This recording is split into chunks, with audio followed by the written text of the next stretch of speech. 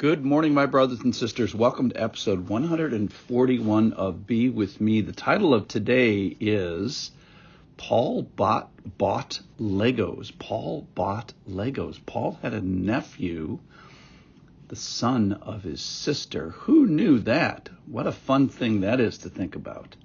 I was going to title today A Hunger for Killing, where a plot of 40 men make a vow to kill Paul before they eat or even drink, which is pretty significant. But I just thought the nephew angle of today was more interesting. So those are the two themes for today. This is from Acts chapter 23, and I'm going to start in verse 11 where we left off yesterday. Acts 23:11. The following night, the Lord stood by him, Paul, and said, "Take courage, for as you have testified to the facts about me in Jerusalem, so you must testify also in Rome." So kind of Paul's on his way to Rome. When it was day, the Jews made a plot and bound themselves by an oath neither to eat nor drink until they had killed Paul. There were more than 40 who made this conspiracy. They went to the chief priests and elders and said, "We have strictly bound ourselves by an oath to taste no food until we have killed Paul."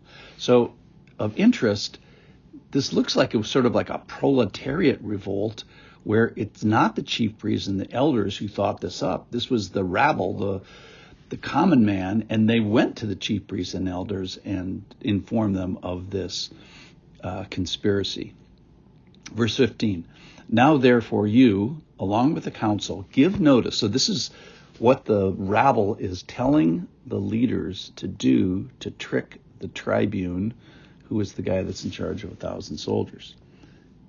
"Now you, therefore, along with the council, give notice to the tribune to bring him down to you, as though you were going to determine his case more exactly. And we are ready to kill him before he comes near."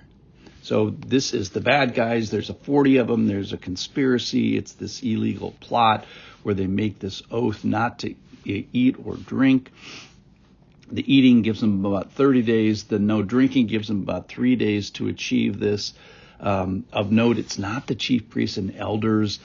And the conspiracy kind of goes up the chain of command, and it's to trick the tribune. Now, the tribune has been charged, if you will, as taken Paul into custody. Paul is in his protection. So doing this and killing Paul will be a violation of that. And he's already done two things where he's had to protect Paul from the violence of the crowd. The first was his arrest back in chapter 21, had him arrested and carried on the shoulders of the soldiers because of the violence of the crowd. And then in chapter 23, verse 10, just a couple verses ago, he had to be carried into the barracks because of the violence of the crowd. So the tribune is taking his job seriously, and this is a violation of this. All right, this is my favorite part now. Now, the son of Paul's sister, this is everything that the Bible says about Paul's family is right here. Now, the son of Paul's sister heard of their ambush, so he went and entered the barracks and told Paul. Paul called one of the centurions and said, "Take this young man to the tribune, for he has something to tell him." So not to his sister, which is interesting, to the big cheese. So he took him and brought him to the tribune and said, "Paul the prisoner called me and asked me to bring this young man to you, as he has something to say to you." Then this other verse, very significant. "The tribune took him by the hand and going aside asked him privately, 'What is it that you have to tell me?' And he said, 'The Jews have agreed to ask you to bring Paul down to the council tomorrow, as though they were going to inquire somewhat more closely about him.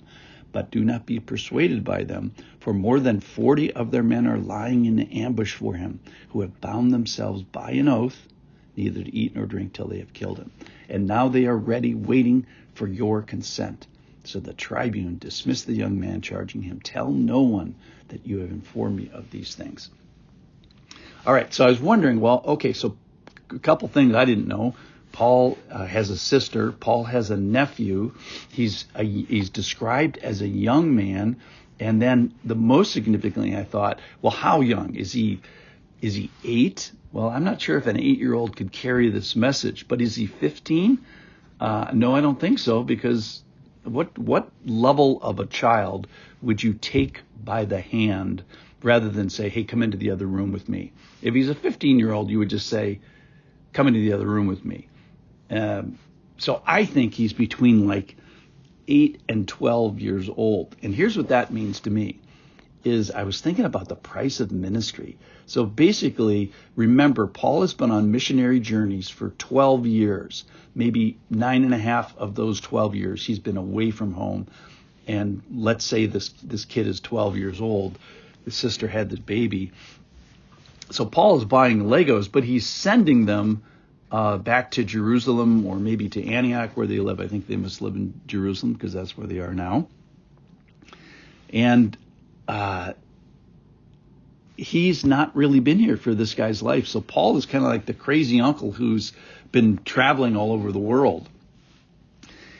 But this youth actually saves Paul's life because it gets him below the radar of, a whole bus full of people that are trying to kill him.